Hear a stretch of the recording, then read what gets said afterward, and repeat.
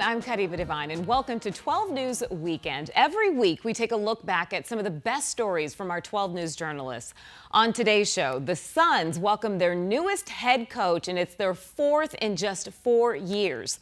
And then later, Valley Milk brand Fairlife is once again facing heat over animal abuse allegations tied to its suppliers. We uncover what's behind the renewed controversy and how the company is responding. But first, triple-digit heat is already scorching the valley. But what is it doing to your body?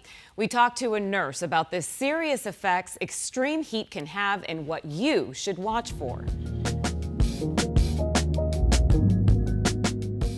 We're just going to take your vital signs. The summer heat is here. Your blood pressure, your heart rate, your pulse ox. Which means it doesn't take much for our bodies to go into overdrive. So right now your heart rate's 85, so normal would be 60 to 100. But the longer you're out in that heat, it's definitely going to go up. And so in the emergency department, we can see temperatures up to 105 degrees core temperature, and that's fatal. To show just how little time it takes. So we're just going to go for a little walk out there, and then no shade, no reprieve. Banner University Medical Center registered nurse Melissa Luxton checked my resting vitals and then took me for an easy, near 5-minute walk around a football field. Outside temperature, 104 degrees. We're going to see how being in the sun, just going for a casual walk, elevates that heart rate. That's because while out in the sun, our bodies are fighting to try and keep it at its core temp of 98.6. One big way it does that is with sweating. Glands in the skin release moisture, which evaporates and lowers the body's temperature. It's really just the depletion of the water content. You're sweating, I'm starting to sweat a little bit. And if you're not putting enough water back into your system, you'll quickly find yourself in trouble. It's a super easy calculation. It's 2/3 of your body weight in ounces. That's how much water you should consume. So say you're 125 pounds, it's about 84 ounces a day. Versus if you're 200 pounds, it's almost a gallon. So what are we expecting once we check vitals again? I would expect that your heart rate's elevated. Which it did, again, in almost 5 minutes. Heart rate's 112, 121/85, so your blood pressure stayed the same, but your heart rate's definitely elevated. You were like 85, so you went up about 20 points. As quickly as it rose, it lowered within seconds. Your heart rate's already dropping. It's down to 100, 99. So just getting out of that sunlight, we see that immediate transition from that elevated heart rate to lowering. And with summer temps just getting started, Luxton says it's an important reminder. That prolonged exposure to the sun with no reprieve of shade, not hydrating properly, all of those things will definitely put you into a heat emergency. And being in Arizona, we have to take extra precaution. That way, this summer can be a healthy and safe summer for all. Jay Cunningham, 12 News. Flagstaff, Arizona. It was a surprise announcement this spring. Flagstaff would be the next city in Arizona to see a Church of Jesus Christ of Latter-day Saints temple built. In the last 13 months, 2 other temples have been announced for Yuma and Queen Creek. Temples are, to us, the house of God. Candace Koppel is the church's Arizona communication director. They're our most holy place that we can come and worship. They're the place where we can come and feel peace. They're a place where we can come and just have the highest expressions of our faith sacraments here. The religious practices that happen in the temple are considered sacred ordinances. They include things like marriages and baptism for ancestors. Arizona's first temple, built in Mesa, was dedicated in 1927.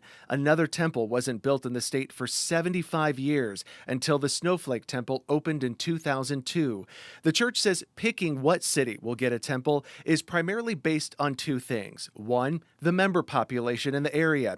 Is there a large enough number of members who would worship at the temple? Second, accessibility. There's some communities such as Yuma that may not, ever get to the size of a Gilbert or a Mesa, but maybe that distance to drive to Gilbert or Mesa to go to the temple is difficult for the members to be able to worship as often as they would like. Right now, the closest temple to Flagstaff is in Phoenix, about 175 miles from downtown Flagstaff. I think another community aspect is the university.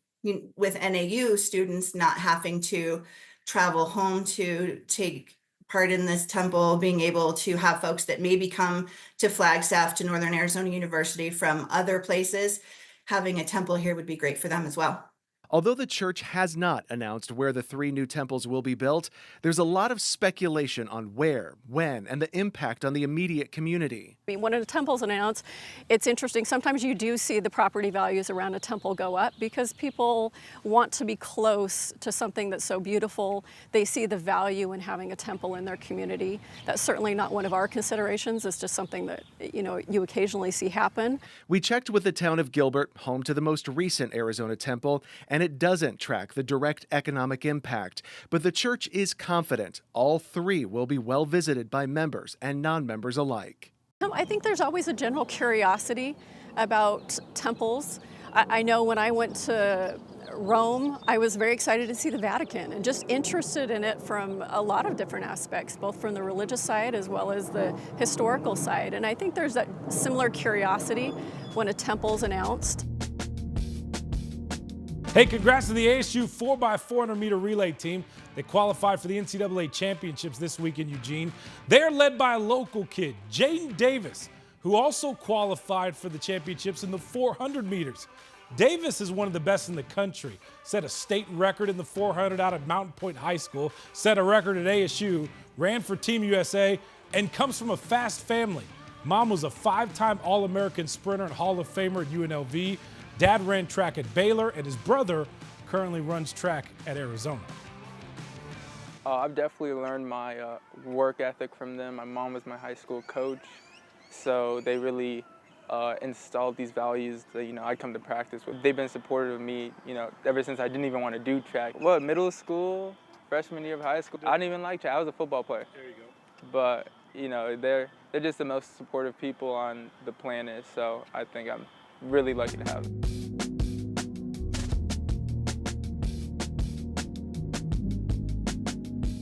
The Air Force, you're taught to do, not just see. Airman Batson lives up to his training, both on and off base. My training definitely helped me in this situation to just act. He sprung into action after a speeding car ran a red light and crashed into 2 other cars in front of him at the intersection of Litchfield and Greenway roads. If I was 8 seconds faster on doing anything, that 100% would have been me. 1 car went up in flames, another car was crushed, and the 3rd car ended up in a ditch. My first assessment was the car on fire.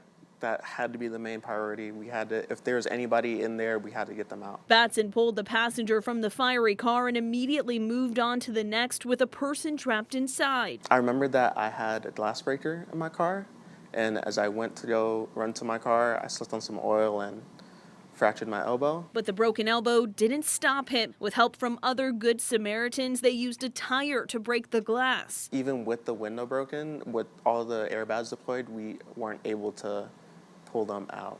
But fortunately, EMT and paramedics pulled up not even 10 seconds later, and they used the jaws of life to rip that passenger out, that driver out. Surprise police say 4 people were taken to the hospital with injuries ranging from stable to critical. The department credits Batson for his courageous actions, telling me, quote, after reviewing body-worn camera footage and speaking to those involved, it's clear that his quick response helped save lives. So you don't feel like a hero? No, I was just doing my job. From knowing which patients to prioritize, I knew what needed to be done, who was priority, to staying calm in a chaotic situation. Batson credits his Air Force training for leading the way in a moment of crisis. Air Force, you're taught to bend, don't break. You're gonna be pressured, but you have to stay focused. You have to stay locked in. That's the difference between losing an airman or losing your life. The punchlines were easy to write. That's because the pipeline from Michigan State to the Phoenix Suns now includes the owner, GM, and head coach. But Jordan Ott doesn't think it's a laughing matter. He struck a no-nonsense tone in his first press conference on the job, less worried about his past relationships that helped him get here, and more worried about his future ones that are going to help him stay here. So I'll say it like this. I've earned the right to be here. I've spent 20 years of working as hard as I possibly can to be here in this spot. Jordan Ott says his references might speak loud, but his resume is why he's here. I'm honored to be the next head coach of the Phoenix Suns. A career assistant who just got the promotion he's been seeking. Moving that 12 inches over is different, but I'm always going to bank on who I am as a person. That hasn't changed. That person is a basketball nerd, A film junkie, the X's and O's are his X factor. We know the efficiency of offensive possessions, start high and they drop. Music to the ears of general manager Brian Gregory. The buzzword, the alignment was there in terms of that. For it was the stars that aligned. I think I have too much appreciation for the profession to believe that, guaranteed it's going to happen. A rookie head coach who on day one sounded like a seasoned vet. I know I've earned this opportunity. I'm going to work as hard as I can from here on out to prove that I am here for the right reasons. The Suns' head coaching job has been a turnstile lately. 4 new head coaches in 4 years. But Ott said that didn't scare him away from taking the job. His come up from video coordinator to head man taught him something about seizing an opportunity. With the Suns, Jake Garcia, 12 Sports. The trick to stopping history from repeating, we all said that this can never happen, is to make sure people know what happened the first time. Many people in the world today claim that the Holocaust was made up, that it never existed. Clara Grossman and Herbert Marks both survived the Holocaust. They were teenagers when they were taken. I was in the camp for 6 months. My mother was very friendly with the German soldiers. So the German soldiers, they hit me in the back of a truck and they took me out. Clara was taken to Auschwitz with her family. I had a cousin who stayed with me. She was like 3 years older, and we were thrown to one side and they went to the other side, and they were just right to the gas chambers. For 80 years, they've watched anti-Semitism rise, fall, and rise again. Anti-Semitic language, graffiti, violent attacks. It just breaks my heart to feel that I went through already that, and not in this country, not in America, not in democracy. Some of the parents have been reluctant to talk about it. But we have to talk about it because it's happening. You have a lot of anti-Semitism going on. To do that, it takes education. The Jewish Historical Society is one of those options. Steve Hilton's father is featured prominently. Until my brother and I were young adults, did we really learn a lot of the details about it. Sam Hilton survived 5 concentration camps. He was rescued, came to America, started a life. We didn't process a lot of it because we didn't really know. I wouldn't say that we were taught very much. And so Hilton is the driving force behind this. In 22 months, this will be the Hilton Family Holocaust Education Center, a museum meant to educate school kids about the Holocaust and counter anti-Semitism. We have a responsibility to make sure that nobody forgets what happened. A museum dedicated to keeping the memory and the lessons alive. And I want to make sure that they learn it and they're moved by it. And if I can stand outside and hand them a Kleenex on the way out, I know I've done my job. William Pitts, 12 News. Well, robots and AI are taking over more and more human jobs these days. Now you can add massage therapists to that list. That's right. The Away Spa at the W Scottsdale is debuting Arizona's first AI-powered massage table. The technology, called Escape, uses 1.2 million data points to map a person's body, and then 2 mechanical arms deliver a customized massage. Users wear a skin-tight suit, which allows the robotic arms to glide across the body without any oil. Clients can control the amount of pressure and which areas of the body they want to focus on. You hear of the concept, you're like, okay, this could be cool, but how good is it actually going to be? And the feedback we get, it surpassed my expectation, is what we hear a lot.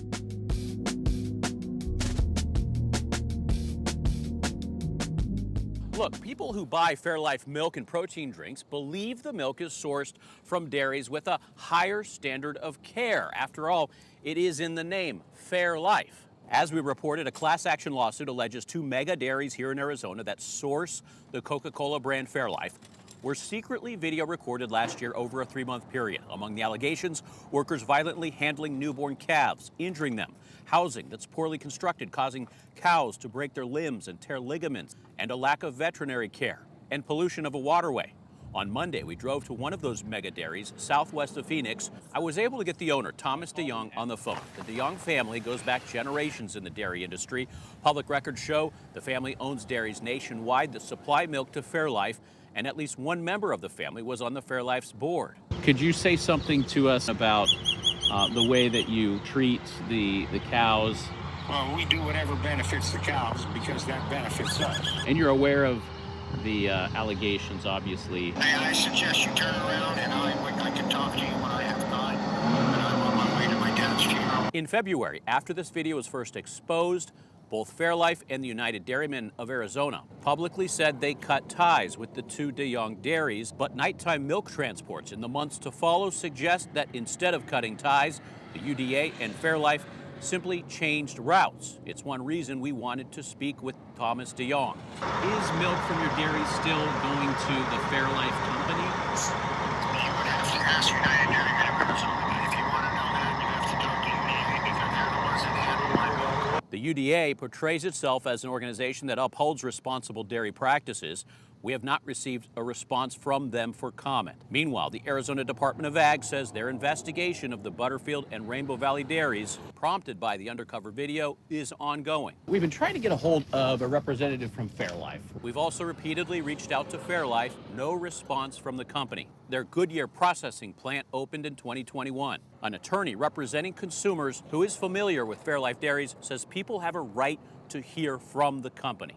We're dealing with situation where, you know, they're adopting a message that animals ought and should be treated better on farms and in the production system, but we're not seeing any clear evidence that their practices have changed. Where there's smoke, there's almost always fire. This is part of systemic fraud. Fairlife entered a settlement in 2021 involving similar allegations of abuse. In that settlement, Fairlife agreed to oversight changes at its dairies. Joe Dana, 12 News. Whether you're dressing up, hanging, poolside, or you've gone country, Heritage Hats has all of the hats you could ever dream up, with thousands in store, all kinds of accessories, and custom services. We're the largest hat shop in the Southwest. We started this out of the back of my 1978 Datsun pickup truck, and we started doing the rodeo circuit, and then the second year I was able to start my first store. I have been here 41 years. Our showroom is 3,200 square feet. This is the Western and the cap room. The next room back is the hiking hats, Panama hats, the 1920s, 30s fedoras, all the leather hats, pretty much every kind of hat that they make we have in stock. Let's get some steam going here. We not only sell hats, but we service hats. These are blocks. These are from 1910, and the hat actually fits over the block, and then I can hand shape it. And then if I'm actually custom making a hat, this hat will fit inside of a flange, and then we press it and reshape the brim. Then all the hats we just kind of seam, and then we add a stain guard to protect the felt or the straw. How rare of an art is hat making? Full-service hat shops, they're very rare anymore because of Amazon and places like that. The little mom and pop shops are closing up. What are some of the hottest hats right now? Right now, the younger guys are really into the Western hats. Tell me about the style I'm wearing. That is a handmade Panama. Those are all handmade down in Ecuador. That one probably takes about a day and a half because of all the colors they have to intertwine. Who are some of your famous customers? Frank Lloyd Wright. I restored all of his hats that are now in his museum. Ronald Reagan, who is our president. I made a couple hats for him. Nancy Reagan's mom lived down by the Biltmore, and Nancy Reagan sent a Secret Service guy in to order some hats. The hats I made for President Reagan are now in the Reagan Library. Wallace and Ladmo, which everybody would remember, I did all their hats for their show. And then if you remember the TV show Cast of Glee, I furnished all the hats for Glee. Recognize this hat from Indiana Jones? The next time you're out for a new adventure, swing by Heritage Hats. In Phoenix, Crystal Long, 12 News. At the Allen Readiness Center on the Papago Park Military Reservation, more than 50 military police prepare to deploy to Fort Greely, Alaska, where they will augment and conduct security forces operations for about 1 year. It's a lot of drone training, critical site security, area defense, basically securing the post. First Lieutenant Sydney Boland is the deployment commander. It's longer than your normal deployment, but I am really excited to actually get to use the training that we've done. And we're going to Alaska. It's not like we're going overseas, so families will be able to get to see their soldiers if they come visit Alaska. Here, the Arizona Department of Emergency and Military Affairs held a heartfelt deployment deployment ceremony for members of the 855th Military Police Company. I think everybody's excited. We're ready to go forward and complete the mission. This deployment, something they're proud of and ready for. I was one of the people who was able to go forward and complete a cold weather leadership course in Alaska. When I signed up as a guardsman, I understood the commitment that I was making to not only my state, but also my country. And I'm just grateful for the opportunity and everything that the Guard has allowed me to do. The impact it's had on my life has been insurmountable. For new dad Nathaniel Gacciola. I come from a long line of service, so I do this for my grandfather that passed away last year and my dad.